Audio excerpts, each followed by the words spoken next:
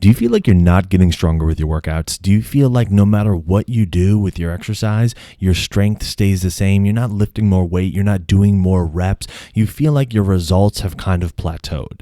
If so, you are not alone. And there are some very simple things that you can do to change how your body is responding to your workouts. And honestly, prioritizing getting results may actually be the thing that's holding you back from getting results. On today's episode of the Exercise is Health podcast, that is exactly what we are going to be discussing. We're going to cue the intro song and then we're going to dive right into this conversation. Welcome to the Exercise is Health podcast, where we will be breaking down the strategies and tactics you need to know to build your health, strength, and function without feeling achy, sore, or injured. We're your hosts, Julie and Charlie, the creators of the Exercise for Life membership. Your podcast starts now. Hey, welcome back, exercisers, to the Exercise is Health podcast, brought to you by Exercise for Life Studios, where we believe that your health is your most valuable asset, and the single best thing that you can do to both boost and protect this asset is exercise.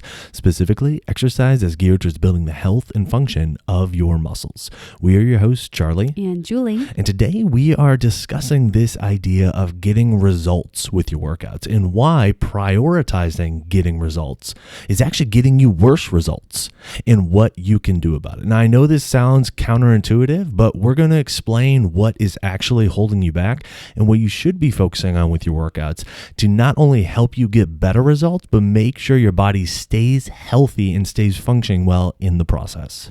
Now, let me give you an example of what a lot of people fall into, and that is setting goals. And a lot of times, the goal setting that we do is external, meaning the goal would be like a number on the scale, or achieving a certain length of running, or being able to lift a certain amount of weight. And although all these goals are set with really good intentions, meaning, hey, I want to exercise because I want to feel more like myself. I want to feel more free in my body. I want to feel better and stronger, and that, my body, I have ownership over my body. That is what a lot of people want with their exercise. And then we go and make these goals that are external, like I just said, like running a distance or changing the number on a scale. So what happens is that we're not feeling so hot, or we want to make changes to our body and how it's feeling and functioning, and then we set a goal like a weight loss goal and feel stronger. So we sign up for a 5K. And so then what happens is that we start really focusing on the 5K. Hey, in 3 months, I'm running a 5K. I've got to get in this training. Oh, my knee hurts, but I got to get in this training. Uh-oh, my foot's bothering me. I got to get in this training. And we compromise our actual goal and what we actually want to do for the external goal, meaning you set out to exercise to lose some weight, feel good, feel stronger, feel like you're owning your body. In the meantime, while you're training for your 5K, your body is getting worse because you're disregarding and not listening to the signs and signals it's giving you.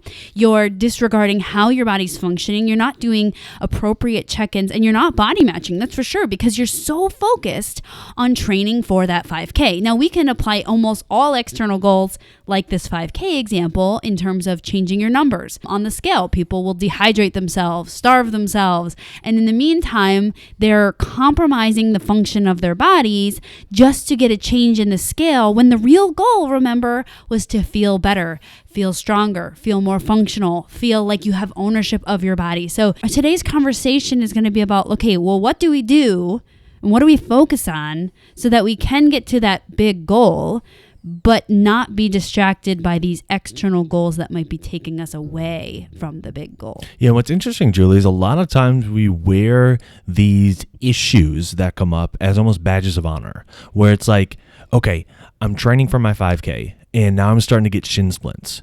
So I'm going to start wearing the sleeves on my legs. And, if somebody asks like how my 5K is going, I'm definitely going to let them know that I'm pushing through the shin splints. And if I finish my 5K or, 10K or half marathon or whatever, it'd be like, yeah, I got these shin splints. And then it's like, okay, I think I'm going to be able to just rest and, everything's going to be better. But 3 months from now, 6 months from now, a year from now, the shin splints may be there.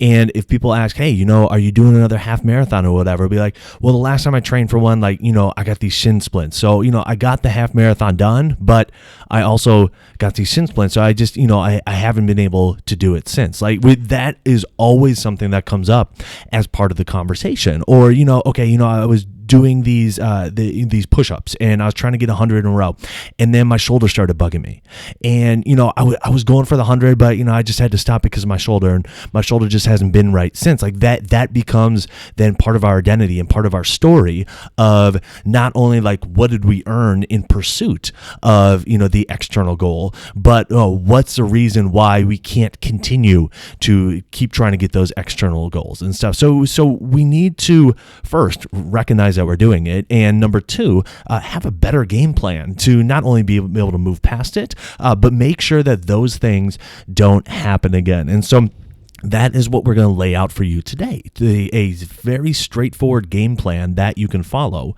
to not only make sure that you're able to get back to exercising in a way that feels good for your body, but as you're doing so, and if you're wanting to run a 5K or run a half marathon or do 100 push-ups in a row or whatever, you can pursue those goals with a game plan that has a stronger foundation, that is rooted more in your health and function and long-term well-being than it is on these kind of short-term, 6-week results. Absolutely, Charlie. And I like that you brought up, like, hey, we can do these awesome things like run a marathon or, lift a lot of weights or do 1,000,000 push-ups. Those are really cool. But the way we train our body has to be rooted in health and rooted in building the function of your body, meaning do the things that make your body a really awesome body, like really strong, really resilient. And that can go from, hey, you're an athlete and you're building your body to be a really good body so that you can go and do your sport. Or it can be, hey, you're a weekend warrior, and so like occasionally you want to do some crazy stuff or really fun stuff, and that is cool for you. So let's build your body to be a really great body to do that. Or maybe you're like, hey, like I actually only want to exercise as minimal as possible just so that I know I'm getting the health benefits I need. Well, great. Let's build your body to be a really great body so that when you go shopping, you feel great. Or when you go pick up your grandkids, you feel great.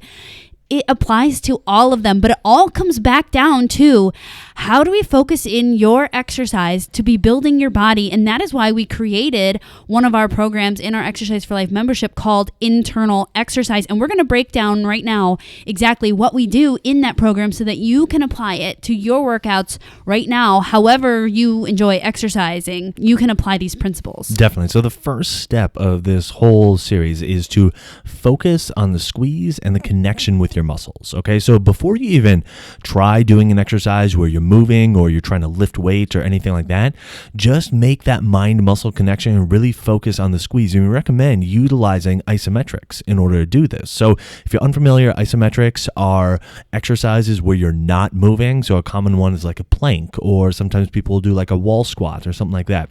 And the great thing about exercise where you're not moving is you don't have to coordinate a motion. All you have to do then is focus on the muscle squeeze. And so because it's less for your brain to have to juggle in terms of coordinating emotion and using, proper form and everything like that, you just get to focus on the squeeze. And so it becomes a little bit of a practice session for your brain, where you really get to zero in and improve on the skill of making those mind-muscle connections and focusing on the squeeze.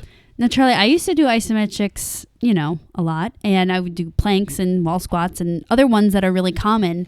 And my goal always was like, okay, hold this for however long of time I'm supposed to hold this and try to turn off my brain. Yes, like try to get through it with no thinking, right? And that's what a lot of people do. We're inviting you and actually suggesting that you need to do the opposite, meaning that while you're holding your isometric position, you are working, you are connecting, you are trying to squeeze and connect and use your muscles, and you're going to find that it's a lot harder, and it's going to become very clear to you why everyone likes to try to turn off their brain, because it's like, wait, the other way is way easier. We're not thinking about our muscles. So really connect with the muscles. So like, for example, in our program, we teach you how to do isometrics all over the body, not just a plank and a wall squat, but how do you do it for your arms in this direction, in that direction, in this muscle group, and using that to connect. So many people go to their exercise to improve their body while at the same time trying to disconnect from their body.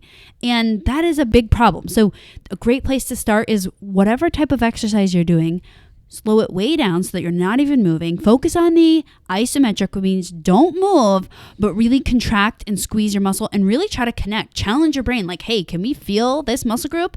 If we can't, let's work on that. And then go to the next exercise. Can we feel this muscle group? If we can't, let's work on that. We got to work on this connectivity and this body ownership. Exactly. So in the internal exercise program, like that's the entire first week of the program is just focusing on squeezing the muscles, really making that mind-muscle connection through using isometrics. Then the second step of this process is to use that squeeze to facilitate the motion. All right. Use that squeeze that you developed, that skill of the mind-muscle connection that you developed, to then start creating the motion of the exercise that you're wanting to do. So let's say you're wanting to do a shoulder press or an overhead press, okay? And you spend the first bit of time really focusing on squeezing your shoulder muscles, making a solid mind-muscle connection to your deltoids and your upper traps and everything else that's going to help with this overhead press or this shoulder press exercise. Well, once you become proficient at making that mind-muscle connection, then you initiate that mind-muscle connection, you keep that mind-muscle connection, and you use that mind-muscle connection to then create the motion of the exercise. Where a lot of people get tripped up is that okay, good, I can feel my muscles squeezing. Now I'm going to start doing the motion and have the squeeze catch up to the motion. And it takes 3, 4, 5, 8 reps, and then they're like, okay, now I can feel my muscles burning. We're saying do the exact opposite of that.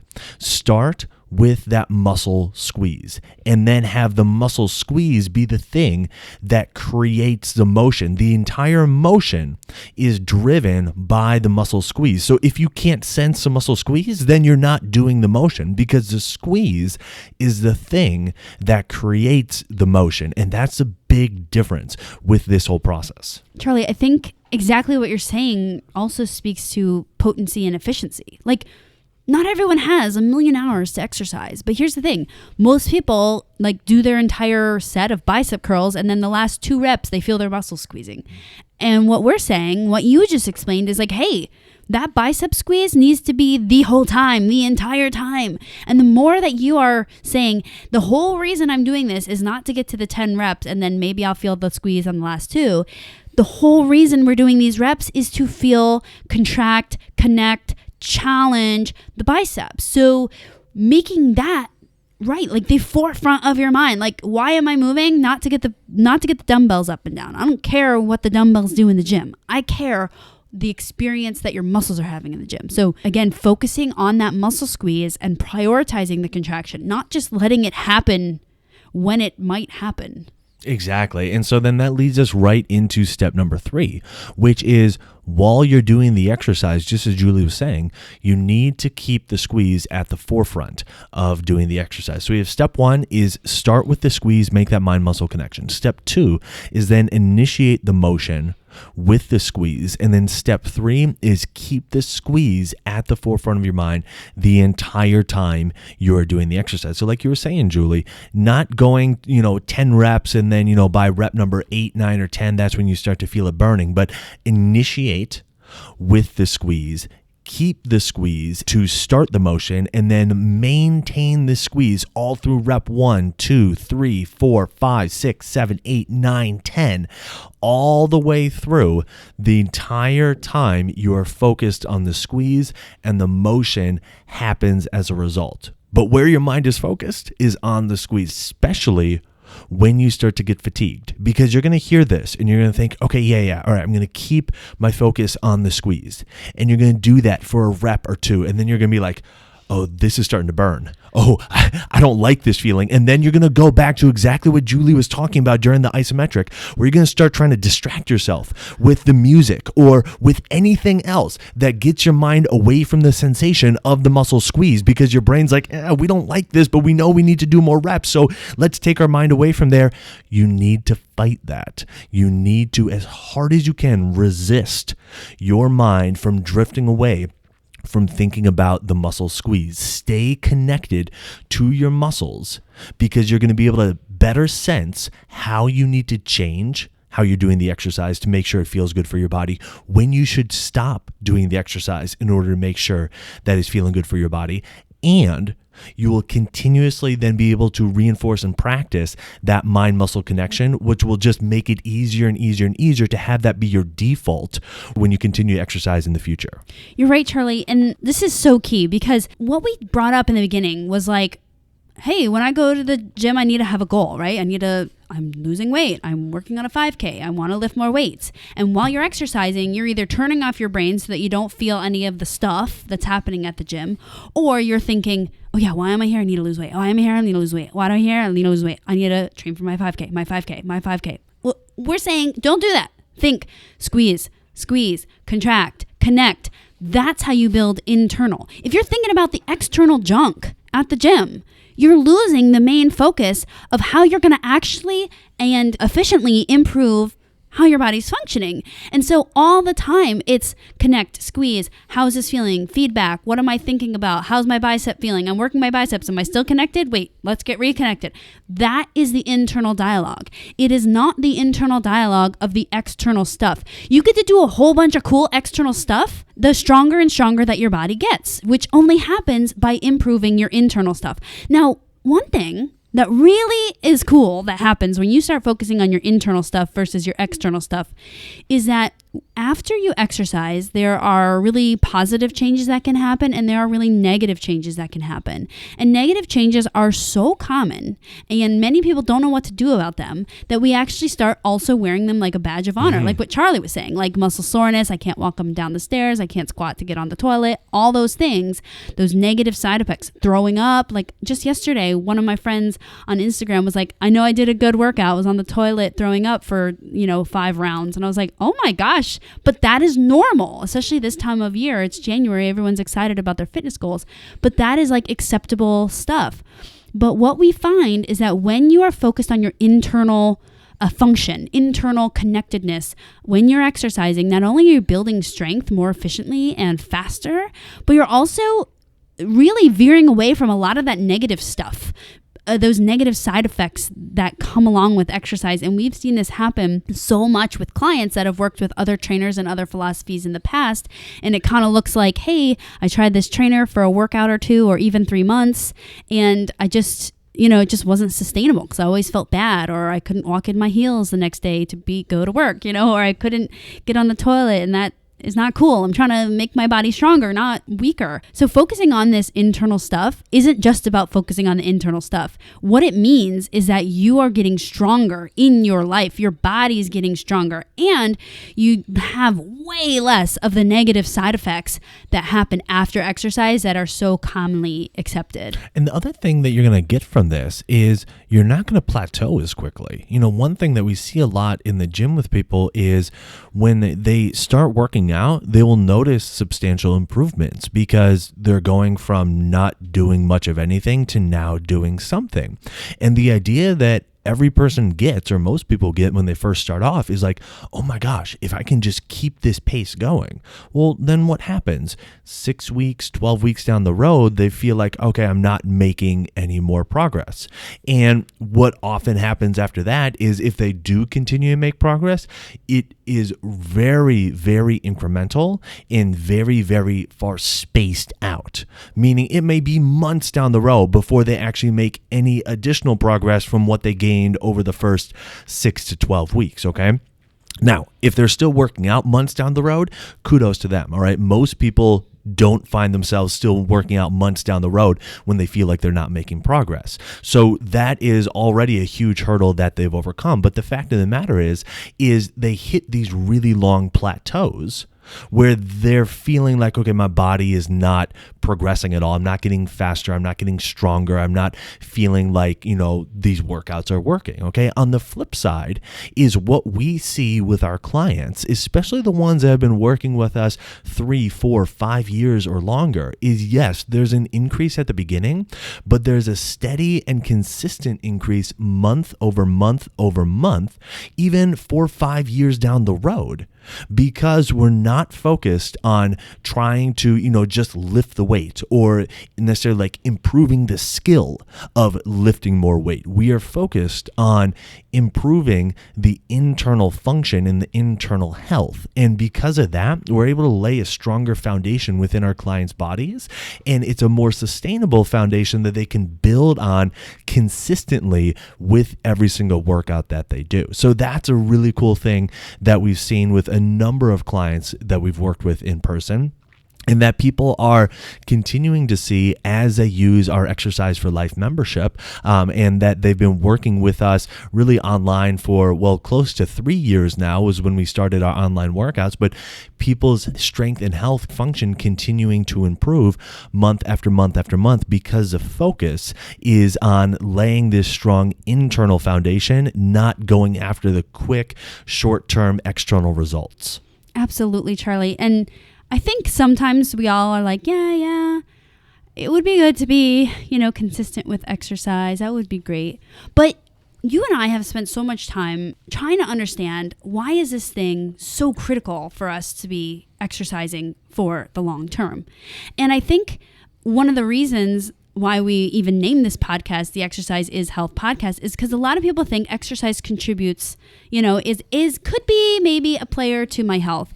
But it is so important that you figure this exercise thing out for your body, because the health changes that come from just exercising, like if you just added exercise and you didn't add any of the other stuff, you didn't add mental health, you didn't add sleep health, you didn't add nutritional, focus, none of that stuff. If you just added exercise and you were able to figure out a way that you could do it consistently day after day, year after year, decade after decade, which is the way that we're teaching people how to exercise, then your health would thank you in a huge way. You would be receiving so many health benefits because you have figured out how to consistently exercise. And not a lot of people do that because it's hard.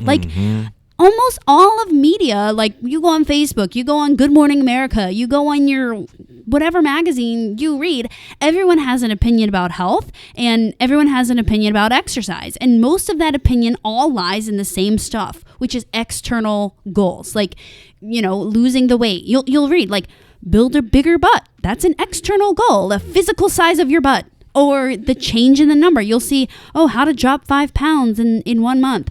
That's an external goal. And the more that we're focusing on those external goals, the more we're putting our exercise life at risk for being this, I do it sometimes, I don't do it sometimes, because it's not sustainable. Having all the negative side effects in exercise continuously show up in your exercise life puts it at risk. So exercising in this manner will really help. Number one, make your exercise way more efficient.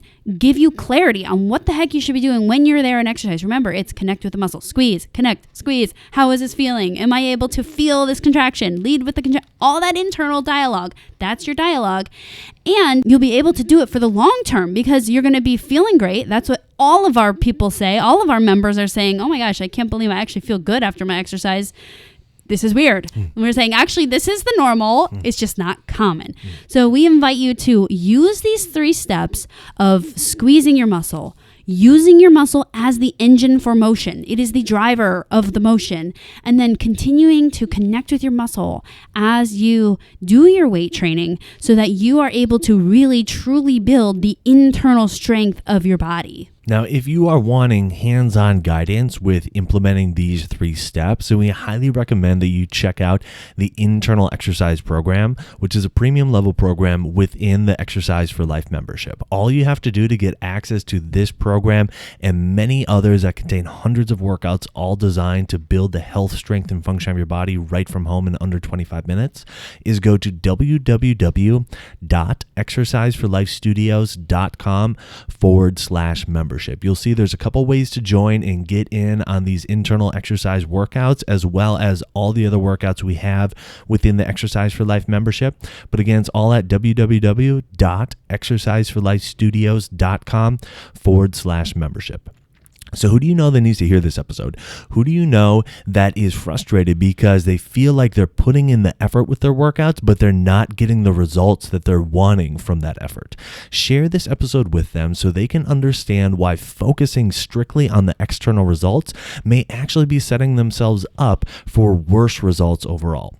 And while you're online, head on over to Apple Podcasts and leave us a rating and review. It helps people find our podcast when they're looking for information on exercise and when they're looking for information on health. So if you found value in this conversation today, let us know by leaving us that 5-star rating and review. Well, thanks so much for tuning in. We always appreciate it. Have a fantastic week, and we'll talk with you all next week. This podcast is for information purposes only. The statements and views on this podcast are not medical advice. This podcast, including Julie and Charlie Gates, disclaim responsibility for any possible adverse effects from the use of information contained herein. Opinions of guests are their own, and this podcast does not endorse or accept responsibility for statements made by guests. This podcast does not make any representations or warranties about guest qualifications or credibility. This podcast may contain paid endorsements or advertisements for products or services. Individuals on this podcast may have a direct or indirect financial interest in products or services referred to herein. If you think you have a medical issue, consult a licensed physician.